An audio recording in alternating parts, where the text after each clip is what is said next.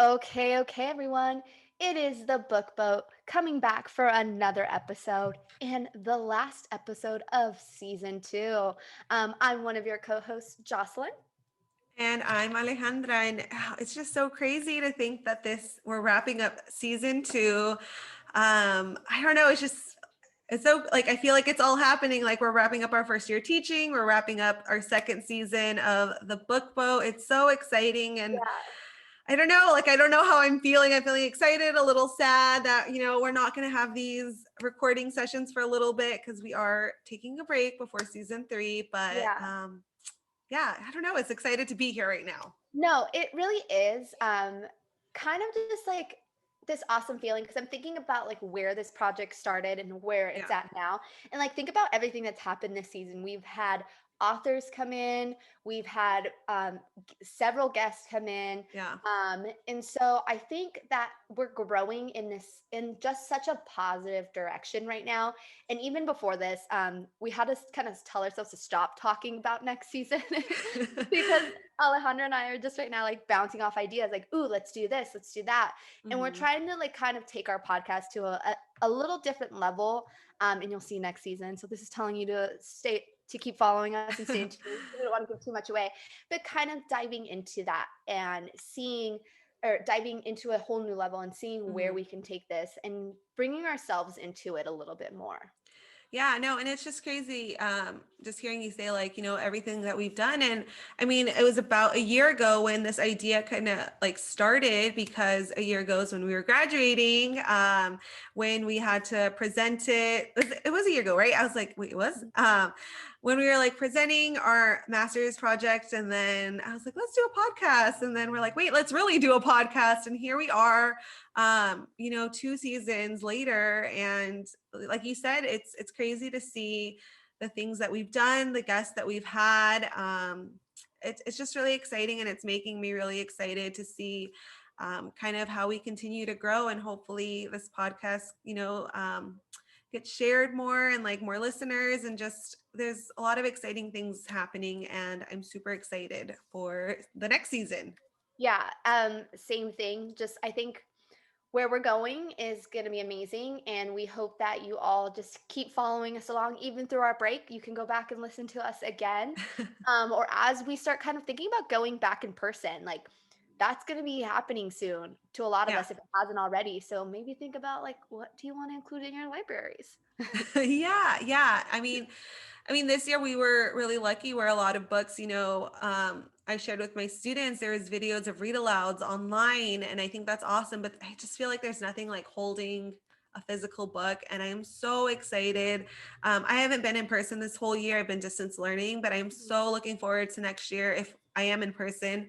That I'll have my library, and like I'll be able to like take pictures of it and hopefully post it on our Instagram, Yeah. and just share more of our classrooms, because I think we've both been distance learning. So that's something that we sadly couldn't feature on our podcast because we didn't have our physical classrooms decorated how they normally are. And Yeah. I don't know, that'll be really awesome to be able to feature again next season. So yeah, like we're kind of selling it a little bit right now because we want you guys to subscribe and stay tuned, because there's a lot of exciting things happening. Yes. So before we get too far ahead to our next season, just to kind of end our last season, we've decided to highlight some awesome books that we have found. And this is a topic that we kind of both think is a little overdue, Hmm. but we are getting to it. And we both like these books. So, Alejandra, take it away with yours. Yeah, I'm super excited. Like Jocelyn said, we've been wanting to cover this for a while, but there's just a lot going on. But I was like, before the season ends, we definitely have to feature. So we want to feature books that highlight, especially the Asian community, especially in light of everything that was happening this year. There was a lot of um, Asian hate crimes. I noticed a lot here in the Bay Area, and it made me really sad because the Bay Area is such a diverse place, and I never want a group of people to feel like they aren't welcome. So the book that I have for today is I Dream of Popo, and it's written by Olivia Blackburn, and it's illustrated by Julia Koo, I believe. And it's this amazing book. It's about a little girl who is from Taiwan, I believe, and she is immigrating to America, San Diego specifically, but she's leaving behind her popo, her grandma. So she's really sad, I think this book will really connect with a lot of my students who are coming here from different countries. It might not necessarily be exactly Taiwan, but in the story, the little girl just talks about all of her traditions and the things that she's going to miss. And I just think it's super important, that even though she is now living in San Diego, she still does a lot of things about her culture. She will FaceTime with her grandma. In one of the pictures you can see, and they're eating like traditional food. And I think it was just super cute that she's still staying connected to her grandma. And it kind of shows her merging her two worlds in a way where when she landed in San Diego, she felt strange saying or speaking in her language. And then it features her going back to visit her grandma. And now she was saying words in English, and she felt like, like this not fitting in thing. And it's just so funny because I always relate to it. I'm sure a lot of people have seen the Selena movie where she's like, I'm not Mexican enough for the Mexicans and I'm not American enough for the Americans. And that's something that I've definitely always felt, where you just didn't always feel enough. So I feel like this is such a great book for that. I really like it. I think it's especially close to me because I unfortunately lost my grandmother earlier this year. So to have this story about this little girl living in America, talking about her grandmother who lives in a country, I definitely related to that. I live here in the Bay Area and my grandma was in Mexico. So I feel like this book is extra special to me. And I really liked it because both the author and the illustrator are also from Taiwan, I believe. And they both spent time there. So I just felt like they could really do this book justice and like tell the story in such an authentic way. And they actually they each wrote an author's note at the end, kind of talking about their story. So I think it was super important. And I really love this book. I think it's a great book to have in your classroom library. I really love the part how you connected it to Selena. I just love that scene. It's so iconic. I mean, it is definitely true of, especially having a culture that's not from the United States. Yeah. And like me being Mexican growing up, I think it was always like I go to my family and I'm considered whitewashed, and then I'm here and everybody's like, "Oh, you're Mexican," and so yes. there's this kind of like weird limbo of like, what am I? Who am I? So it's good that this book kind of like touches upon that subject. Mm-hmm. But I'm really excited to hear about your book. What do you have for us today? Yes. So I am doing Eyes That Kiss on the Corners, which is actually a really popular one. So I think a lot of our listeners probably have already read this one or at least seen it kind of circulating around, by Joanna Ho. And I really like this book because it talks about the character. She talks about how she her eyes look different than somebody else, but then she also like describes like sometimes eyes are more round and like big, and she's like, but not mine. Mine are eyes that kiss on the corner and are warm like tea. And I love that personification of her eyes because it's kind of saying more about her culture rather than being like, oh, she looks Asian because her eyes are like that. She's saying, no, there's more to it than that. Like have eyes that kiss on a corner and tell a story, and it tells my culture. So she kind of talks a little bit about like her family and some of the things that they do. And it's very subtle too, because in the book, like she says like, oh, when we do activities or when we're decorating, and it's like you can tell that they're like decorating for a certain holiday within her culture. So you kind of see the subtleness of where she's from. And yeah, that was what I really enjoyed about that. So I keep thinking like eyes that kiss on the corners and are warm like tea. So it just makes me think that there's more to a culture than just like, yes, eyes may look different, skin color may look different. There's more than that. There's a whole like other culture that just lives within that. So yeah, no, I loved this book, and actually the author I believe is from the Bay Area because yes. oh yeah, sorry, go ahead. I didn't want to interrupt. Go ahead. No, she's from the Bay Area and she's actually a principal, which when I was reading her bio, she's really she has like a serious bio for like people who are like looking at like the what she's done, blah blah blah. And then she has like a Yeah. bio. And I love the goofy bio because she talks about eating ice cream at Marianne's. And if you've Oh. ever been to Santa Cruz, there's Marianne's ice cream shop, and I absolutely love that ice cream. And so I was like, oh, like I felt like I could relate to her. I was like, she eats it too. Awesome. Yeah, no, it was awesome because Alyssa, who was in the same cohort as us and listens to our podcast, I think they are in the same like school community. I know she's like talked to her personally, so I was like, oh my gosh, that's so cool. And one of my coworkers actually, I think, is good friends with her. And she, for my birthday, actually got me a signed copy of this book. So it's funny because I think I ended up getting 2 copies for my birthday. One was signed and the other one wasn't. But I'm like, oh, like the signed one's gonna like sit at my desk so beautifully, and I'll let the kids have the not signed version, just because I don't want anything to happen to that. But it's a beautiful story, and I don't know, like I loved both of the books that we had to share, and I think they're super important. Honestly, like, how do you not fangirl over that? Like, I would be like, I have a signed copy by an author right now. I would just Yeah. have it be in a case. Like, that's an awesome gift. Yeah, I know. I was like, oh, this is amazing. I felt super, super lucky. So if someone's listening that was involved in getting me this signed copy, thank you so much. I have it. It's gonna sit at my desk. I don't Oh, know. Yeah, I'm super excited. yeah. We did want to keep like we're definitely gonna feature these books, the pictures and everything on our Instagram.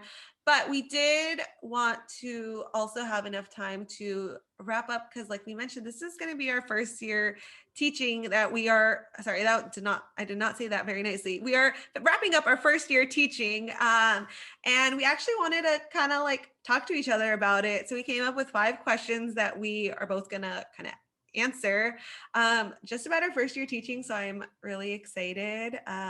I don't know, should I ask you the first question, Jocelyn, or Yeah, go for all it, right. Alejandra. All right, so we're starting off with kind of not funny, but like one that you wouldn't normally think, I guess, to ask. But what was the worst lesson that you taught this year? Who? I think I'm not gonna say to me when I think of worst, I think I'm gonna think of like when I felt frustrated at the end of it and then my Yeah. students felt frustrated.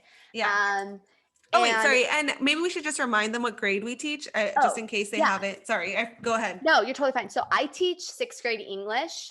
And so being an English teacher, you have to do a lot of writing. And I was coming into a school, like, and that's, I think, the hardest thing too about like coming to a fresh new school. You don't know how the students were the year before. And Mhm. so I had no understanding of their backgrounds, their writing strengths, all of this. And so I just went full force because I mean, with distant learning, like I'd seen them write like exit tickets. I'm like, oh, it looks good. Like, but I had no idea like essay knowledge. Um, Mhm. and I started this writing like less learning segment, and they were writing an argumentative piece about Percy Jackson and whether he was on a hero's journey or not. And so I was like, okay, cool. Like in my mind, I totally see it. Like they're gonna argue a case as if Percy Jackson's being put on trial, like all this cool thing.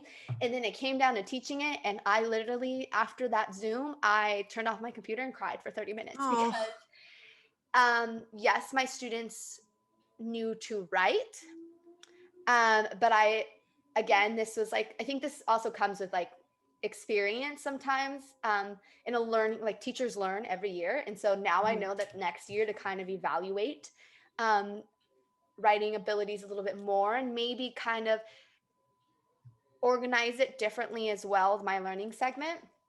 So yeah, the lesson was they were trying to argue for this, and I thought it was going great, and they were all like looking at me like through Zoom, nodding their head, giving me thumbs up. Everything was wonderful. It just And I was happens like, all the time where I'm yeah, like, all right, do we get it? Like, thumbs up yeah, if we get it. And they're just super confident. And then they yeah. go And off on their own. And it's like, it was disastrous. So I was like, give me a thumbs up if you understand. And then I called on students to be like, okay, exactly what are we doing here? And they repeated back what I had said to them. And I'm yeah. like, awesome. Like they're getting it. And then it came down to them actually completing that part of the writing. Mm-hmm. And they all looked at me and they were like, "What is an introduction?" And Oh. I was like, "What?" And they're like, "Yeah, what is an introduction of an essay?" And I was like, "Oh, no, no, no." And so I was like, "What do you mean?" Yeah. And they're like, "We don't know what you're supposed to do in an introduction." And then, so then I was trying to explain that, and it wasn't going through Mm-hmm. because at that point, like there was just a lot of, so they all looked at me and I was like, how about we start to fresh tomorrow? And we were both like, my students were both like, okay. And I was like, okay. And then I closed my laptop and cried because what I had failed to realize, and now I know, is that my students were not coming in with, had not yet developed the Mm-hmm. writing abilities of like, boom, let's just crank out an introduction. A lot of them had not had that experience. And I, Yeah. like, my student teaching was done in third grade where students knew what an introduction was. And Mm-hmm. I think that was like my biggest mistake, is that I just had assumed that boom, they can write this like nothing. And Yeah. that, and it helped me because for the rest of the year, like I knew to break down the writing. I did lessons on like what an introduction is supposed to be, like figuring out the purpose of an essay, all this stuff. I came up with like a cool introduction formula, color coded thing, so they understand it a lot better now. Um, Hopefully, we'll see in state testing in 2 weeks, but but yeah, that was just kind of one of those moments that I stopped and had to really think about taking a moment back and being like, okay, like I need to break this down a little bit more. Yeah. And I mean, honestly, I'm happy for that because on my notes, I like made notes for next year's lessons, and I'm Mm-hmm. like, have a week's worth long essays of purpose of essays, like Yeah. breaking down each part. What's the purpose of an introduction? What's the purpose of like the body paragraphs and a conclusion? So now Mm-hmm. that, so when I do ask for writing, they can just complete it or complete the task. So yeah, that was my worst lesson. Oh, that's tough because it's like you said, like you're so excited to like do this thing, but then Yeah. I love that you took the ownership of like, oh, like this was on me, like I should have, known this. But oh yeah, that's tough. Yeah. I think for me, I'm trying to like I was trying to think. Not that I've had a few not great lessons, but I'm gonna think of like a bigger overall picture where this year we adopted this new curriculum where it was a lot about like I don't know, a lot of like self-esteem and like learning about yourself, and which I think is great. I think it's great that we have it. I'm not gonna put the name of the curriculum out just because I don't know if other people maybe love it and I just don't love it. Mhm. But I'm gonna go back even further because this was a new curriculum. So we got the like tools, the boxes, and everything. I was driving to school to go pick it up. I think it was like the weekend or like right before Halloween. And then I was driving to my school, which is only about 10 to 15 minutes from my house. So it's really not that far. I was going there, I was on the freeway, and I get rear-ended. And I was just like, oh my God, like I'm only leaving the house to go pick up this curriculum and I get rear-ended. So of course I like text my principal. I'm like, hey, I'm gonna be late because I just got into a car accident. So I had to deal with all of that. And this was really like my first major accident. I have never been in an accident before. So I pick up the curriculum. I'm already kind of like annoyed with it myself because I'm like, I've already like had a bad experience kind of going to pick it up and now I'm going to go get it. I went and I got it, and a lot of the materials they had were for in person, and we were on Zoom, and how am I going to make this work? Like there was posters and like little cars that they have to have and things like that. And then so I teach third grade. I teach bilingual third grade. I teach in Spanish Mhm. and English. The curriculum that I was given all in Spanish. I am a native Spanish speaker. I can speak it conversationally pretty well. Um, more formal is where I kind of struggle with, and reading is where I struggle with because I was never like taught to read in Spanish. Mhm. And of course, the teacher manual is all in Spanish, and Oh God, no. there's no pictures. It's all like kind of a script that I'm supposed to read to them. And I'm like, oh my goodness, like, how are they going to sit here on Zoom, like listening to me read this like 10-minute story and hoping they don't doze off while they're laying in their beds. Like they are going to doze off. Yeah. Another issue that I had was I wasn't aware of, but I have to request the worksheets that go with it like a few days in advance, or else like I don't have the worksheets from this company. And then after a week, those worksheets like disappear unless I save them all to my computer. So it was just a mess. So whenever I try to teach from this curriculum, I was like, I hated it. I did not do as well as I should have with my commitment of teaching it 2 times a week. I mean, I hope that my student, I've taught the main idea of it, which was like to be good kids, to get along with Yeah. each other, to make positive actions, things like that. But I don't know. I really struggled with that curriculum this year. I wanted to like it, but I feel like from the very beginning we had a very love-hate relationship, and it was not my proudest moment. And that's like the funny thing about curriculum is sometimes when I look at the curriculums that we're kind of like assigned to teach, Hmm. I think about like who invented this? Like Yeah. who who thinks that it's logical for teachers to have to request Yeah. worksheets and then disappear? And Yeah. it's like the curriculum I'm teaching now, that first unit, which was the Hmm. whole like that I had my worst lesson on, is after that first unit, I looked at my ELA like lead person at my school, and I looked at her and I was like, I am sorry, but this curriculum is not going to work. And Yeah. she looked at me and she was like, thank you. She's like, I've been trying to tell the other ELA teachers, use this as a guide. You're the Hmm. first one that's actually going to just like scrap it, take the main Yeah. ideas and do your own lessons. And I, but yeah, like I don't think people who design curriculums really always think about every student Yeah. or And it's teachers hard. in general. And it's really hard because I've seen veteran teachers where they don't really use the curriculum, and that's fine. They've had Yeah. years of experience. I think for me as a first year teacher, the curriculum, I saw it as like, this is going to help me because I don't know what I'm doing yet. And this is like Yeah. somewhat of a guide. So it was really unfortunate that, I felt like I didn't have that guide. But, it's a lesson learned. I'm going to be more prepared for next year. But yeah, definitely look at your curriculum. But, I'm sure, I don't know how strict schools are, but if your school isn't, just feel free to take the main ideas or, what works Yeah, best. absolutely. Next question.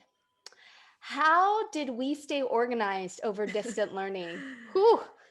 I think this is a good one because I mean, if you've ever walked into a teacher's classrooms, sometimes they look so Pinteresty and just Yeah. amazing, and then other times it looks like a tornado just blew through it. And I think that people think like, oh, you're distant teaching, you're not going to need as many supplies, or you're not going to use as much space. And I was actually surprised at how much space I needed. I'm curious where you taught. Where were you teaching? So I was teaching from home. Okay. If anybody's watching our YouTube channel, you can see the background. But I wanted to kind of make lessons a little bit more interesting, and like my Hmm. school was requiring us to use Pear Deck, which is Okay. great. But students kind of get like bored of that rhythm of Oh can't yeah. participate on Pear Deck, and so I started bringing in posters. So I just moved my desk to a wall where there's not anything behind it. Hmm. Um, and even that, like, there was a point where I walked in here and it was just like poster central because I would take the posters because I teach English, but I teach two separate cohorts. And so I'd Yeah. take one from cohort A and stick it there and then have B's. And before you know it, I was just sitting here and I was like, what am I going to do with all, because the teachers, we're There's a not lot always of order, posters. but Yeah, we keep our posters because we see which ones we're going to use for next year. And so you can just like definitely. copy over the cute design or the format of Hmm. it. And then you would just leave it blank for when you finish it. Yeah. And I was just kind of like, whew, man, there's a lot that was going on there. But yeah, so how did I stay organized? I think what started to help me was having a desk, I think really helped, because I can leave work here. I Hmm. can say I'm closing my laptop and I am done for today. Yeah. As opposed to like if I was like teaching from the couch or teaching downstairs from the kitchen. Um, so it was that kind of helped me stay organized to know, okay, anything school wise needs to be in this desk shape. Yeah. If not, like, and it's got cubbies too. I was like, if not, it's got to go. My posters I keep underneath my bed because my Oh, closet is full of clothes, and I do have roommates, and so all our shared like closets and stuff have other house stuff. And I didn't go back to like I don't teach from school, yeah. so I think it was always that I didn't want to have to take all my materials and then have to bring them home if I decided to teach Hmm. from home. So that's how I stayed organized, just finding places to put things in. Yeah. Yeah. No, I also thought I was like, oh, I'll be at home. I'll like need less stuff. At first I definitely wanted to teach in person just Yeah. because I didn't want to like inconvenience the people that I live with and things like that. Um, I did my first few lessons at school and the Wi-Fi was awful, like terrible. So I was just like, this is not going to work. I'm paying for Wi-Fi at home. Like I'm paying for great Wi-Fi at home. I'm going to sit at home and teach. So yeah, again, I did distance learning for the whole year. I did the dining room table thing and my dining room table is covered with binders. And I actually had this little like crate that I would take to and from school. Mhm. And that holds like a lot of my manuals and worksheets and things like that that I really needed. But on my desk, I'll have like my attendance and things like that. So I try to keep my tabs open to what I would need. I think that's what really helped as well. Google Classroom really helped. I separated that by the week, and that was a really great thing. Sorry, I'm getting distracted. No, you're totally fine. I organized my Google Classroom by week, and that's what really helped. I would give the students like their daily homework worksheet thing, and then that really helped. But I will say the biggest benefit or the biggest thing that helped with distance learning was having a second monitor. I have no idea what I did pre-second monitor. I'm like, I could never go back now. Like Mhm. this is just here to stay. No, absolutely. I don't have like a second monitor, but we have like separate laptops that our work has provided. Yeah. And you don't realize like how much that actually matters to like have something on here and then have like your main lesson here. So Yeah. yeah, I think a second monitor was key for a lot of teachers this year. Yeah. Yeah, I will say my Apple Pencil definitely helped, but I somehow misplaced it the last 2 months. So, You need the Apple tags now. oh, I know. Yeah, I definitely do. But I don't know how I would have stuck it to my pencil, but my pencil is somewhere. I would like to find it. But Yeah. yeah, the second monitor was definitely a way I stayed organized. So going to our next one, what was the best lesson of this year? Um, I think the best lesson of this year was, the worst one was with writing. The second one was the best one was with writing as well. I think it's because I learned how to break down the Yeah. writing. And so the second writing piece of this year was writing a narrative piece about being in the Middle Ages. Hmm. And I am just blown away at how well some students did. Like, this was the first time a lot of students had written more than a paragraph. Uh, Oh, and they were able to write 4 to 5. So it was really cool. And it allowed them to add a little bit of their own personal lives into it with like looking over, like adding like family members or pets into their story. And so I think that made it really enjoyable as well. So that was probably my best lesson of the year. I'm curious, which one was first? The worst one. Oh, The one okay. about the hero's journey. Yeah. Okay. So, But I think that just shows that you were growing as a teacher and kind of like mhm, learning what was going to work best for your students. yeah. I think that was the first time that like the students were writing and I was like, wow, like you and I told them you guys are sounding amazing, like you're blowing me away. And I think for them to hear that too has increased their confidence in writing. Oh, I bet. Yeah. I think for me, my best lesson, I mean, I hope it's the one I still haven't finished CalTPA. I mean, I recorded it, but I haven't done the paperwork. But I will say, I think that was my best lesson. We actually did a research project and the students got to pick an animal of their choice and then we did Oh. research on it. But what I really liked was I did this in small groups. So I did it first with a group of 5 students. We were on Zoom for about an hour each day working on this project. And it was just really nice because we did it all on Jamboard.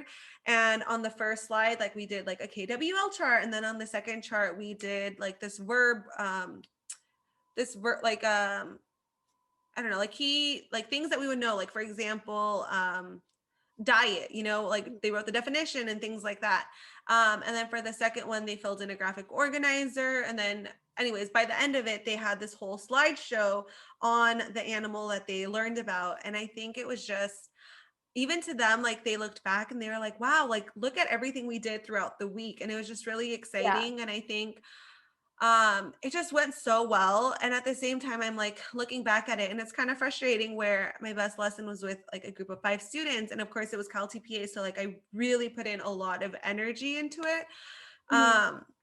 And I think that, I mean, that obviously helped, but it's also Yeah. kind of unfortunate because I can't always put in all that same energy I put in to this lesson that I can to every single lesson. But I mean, it just goes to show like when I'm sitting there, like really trying to plan it out, like lessons can work really, really well. And also when it's like a really small group of students. But it was just really great. It was great for them to see kind of like where they had started not knowing anything about this animal to now being like experts on this animal. So it was a lot of fun to see them, I don't know, kind of grow into these animal experts.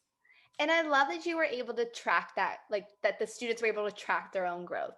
So Yeah. that I love lessons where they can see how they've grown so much. So Yeah. that Cause I that's mean, we can only tell them so much, but for them to see it and like be really aware of it, I think is, I don't know, I think that's what's special. yeah, I love that. Next question. How do we stay sane slash practice self-care? Oh God. I think it's well, especially during distant learning, what helped is having set hours. Like, I'm Hmm. not going to be past my laptop past a certain time, or I'm not going to be. And I know that there's some teachers who work until like 9 p.m. Yeah. and that is great for them. Like, I love that for them. But I was realizing at the beginning of the year, I was staying told like 9 p.m., 10 p.m. planning lessons. Hmm. And then I would go to bed stressed because it still wasn't done. And then I would get really bad sleep. And then I would wake up in the morning and just still be stressed. So I realized, like, you know what? If it doesn't get done within a certain time, that's fine. But it also allowed me to kind of efficiently manage my time a little bit better of being like, I'm only going to work on this till 4 p.m. today. So Yeah. I need to make sure I'm getting my list done, and I would make list. I think I exercise. Mm. Exercise is a big form of like staying sane. So on those days where I was like really frustrated with like how the lesson that went terribly wrong for me, I went afterwards, and my gym is outside due to COVID. So they like I just go there and just forget about it for a little bit. And this is probably sad to admit, but alcohol. It I helped a think lot of not us during COVID. yeah, not in like I abuse it sense of way, but I think sometimes and I think it helps living with 2 other female roommates who love wine. Hmm. But we would sit there and just kind of, I would have a stressful day from work and I have a wine glass that says after school snack. And I would just, I'd just pour myself one, sit there and kind of like vent to them, talk to them. And we'd all sit there and have like a glass of wine and enjoy it. So I think that's really helped too. Yeah, and it's good that I don't know, like you found your set hours because I was thinking back my first year teaching, like I was definitely one of those people that was like staying so late. But I think during COVID especially it felt really hard Mhm. because again, I'm teaching from my dining room, like or I haven't like it's so bad, but I have my applications on my phone. So like I'd get messages from parents and I'm just like, oh, like it's gonna just be so quick if I just reply right now, you know? But I definitely started to set those boundaries for myself, and I was like, you know what, it's 6 7 o'clock at night, like they can hold off until tomorrow, it'll be fine. I think another thing was definitely, especially early on in the year when COVID was still a big thing and we couldn't go out like to see people, I would go on a lot of walks. I think that really helped. I would put my headphones in, listen to music, and just go for a walk, and it was super nice. I think now that things are getting a little bit more relaxed and I'm able to see friends, I think spending with time with friends has been great. And I think something Jocelyn and I have talked about is a lot of times people think they have this idea of what teaching is, but I think unless you're a teacher, like you don't necessarily know how difficult it can be. So I'm super Yeah. thankful for like the teacher friends that I've had, and them being there for me to like vent or just complain about something was really nice. And of course, like I would listen to them as well, and just kind of getting to like let it all out and not like let it build up helped. But yeah, no, definitely going out with friends was been super great, and just doing things that are very different from teaching, because as much as I love teaching, like I have to set those boundaries or else we're going to get Yeah, burnt out. exactly. And I think, and I mean, teachers have one of the highest burnout rates amongst like Mhm. all the professions. So I think it is healthy for us to sometimes set those boundaries and be like, no, I am not going to work past 6 p.m. today. Yeah. Like, it's okay to take that. And I get both sides of the argument of, well, like teaching is an all energy consuming job because you're trying to create these engaging lessons, and sometimes Yeah. they do take hours. This goes back to what you had said about, we talk about there's so much that goes on with teaching that people don't know. Hmm. And it's like, I can plan a lesson in an hour. Is it going to be good? Probably not. Yeah. Because we're not adding the things that we need to add. We're not like differentiating it like instruction. We're not Hmm. making it engaging. It's boring. And so I think it's good to set those boundaries of being like, you know what, I can just pick this up tomorrow, Hmm. um, and work on it when I can. And I think that also, like being first year teachers, we're developing our own curriculum. I think next year it's going to be a lot easier for Oh us to just yeah. be like, I did this lesson, let's repeat it and do it again. So I think that's going to free up a lot of our time. Yeah. And especially because it was over Zoom and everything was online, like so many teachers were having to create Absolutely. all of these like lesson plans and things like that. And it was Yeah. exhausting. But our last question, what is like something positive, something good that you are taking from or that came from this year, your first year teaching? I think I learned a lot about myself as a teacher.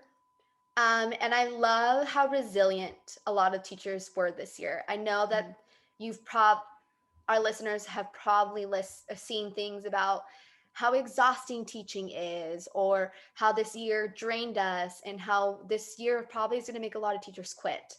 Yeah. Um, but I think those posts are going around, but we're what a lot of people don't realize is teachers are really resilient. Yes, we were probably annoyed at Zoom, and sometimes Zoom would crash, and sometimes I'd cry.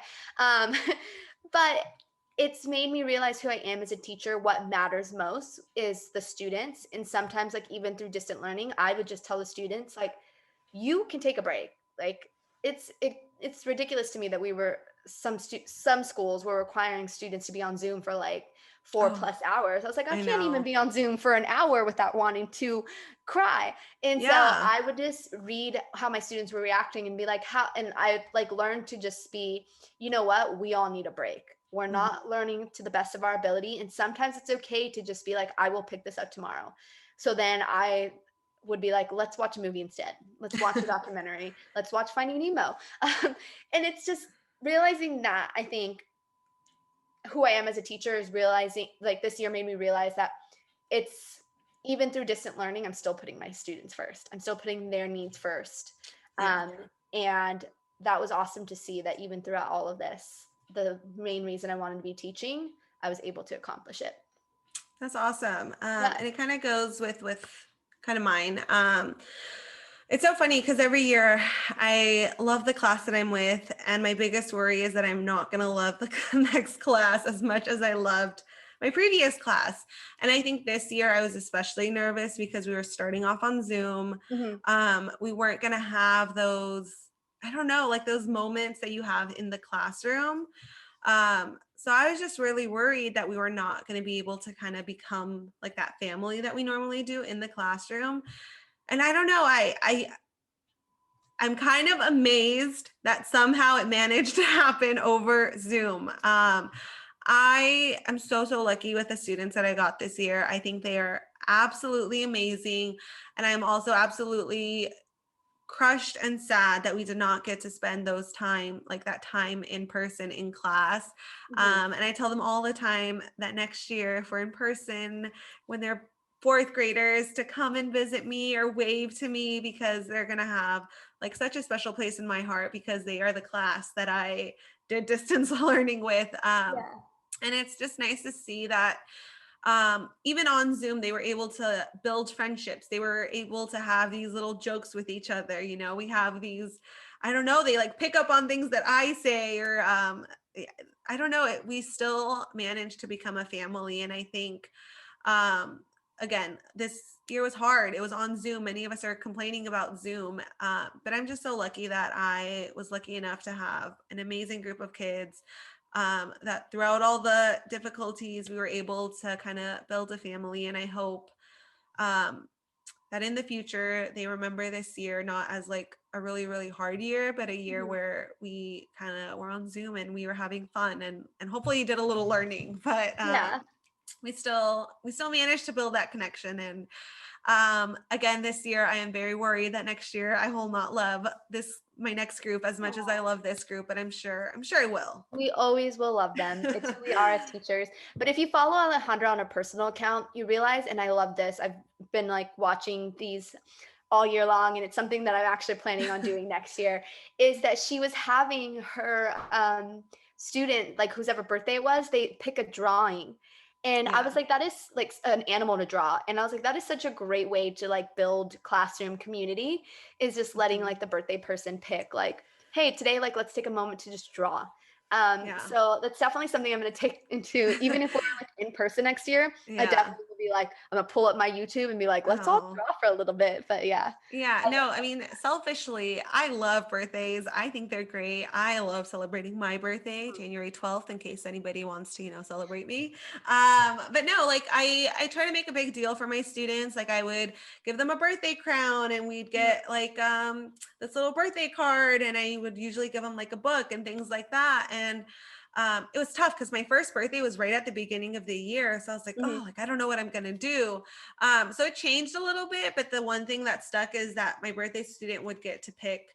Um, uh, we looked it up on YouTube, and then we would find a video. They would get to draw it, and we would draw it together as a class, and all the kids would like show the picture that they drew, and it was just a nice way to, like you said, like build that classroom community. And I just wanted that kid to feel special that one Yeah, day, at least. absolutely. Yeah.